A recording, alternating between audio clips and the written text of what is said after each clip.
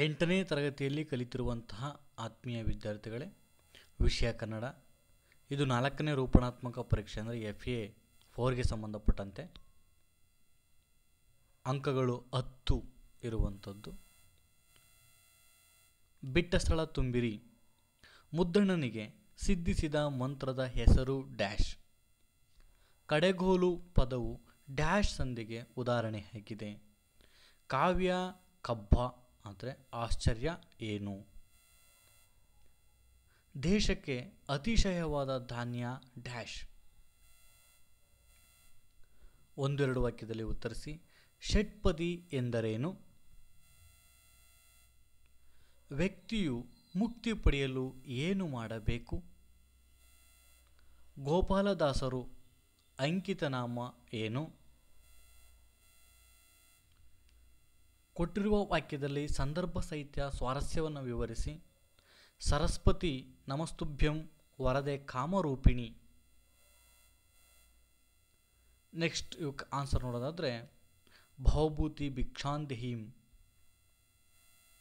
ಭವತಿ ಭಿಕ್ಷಾಂ ದೇಹಿ. ಕಡೆಗೋಲು ಆದೇಶ ಸಂಧಿ. ಕಾವ್ಯ ಕಬ್ಬ ಆದರೆ ಆಶ್ಚರ್ಯ ಅಚ್ಚರಿ. ದೇಶಕ್ಕೆ ಅತಿಶಯವಾದದ್ದು ಧಾನ್ಯ ರಾಗಿ. 6 ಪದಗಳಿಂದ ಕೂಡಿರುವ ಪದ್ಯವೇ ಷಟ್ಪದಿ. ವ್ಯಕ್ತಿಯು ಮುಕ್ತಿಯನ್ನು ಪಡೆಯಲು ಭಕ್ತಿ ಬೇಕು, ವಿರಕ್ತಿ ಬೇಕು ಹಾಗೂ ಸರ್ವಶಕ್ತಿ ಬೇಕು. ಗೋಪಾಲದಾಸರ ಅಂಕಿತ ನಾಮ ಗೋಪಾಲ ವಿಠಲ.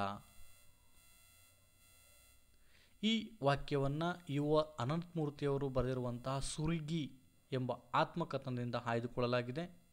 ಹಮ್ಮ ಎಂಬ ಗದ್ಯ ಭಾಗದಿಂದ ಆರಿಸಲಾಗಿದೆ.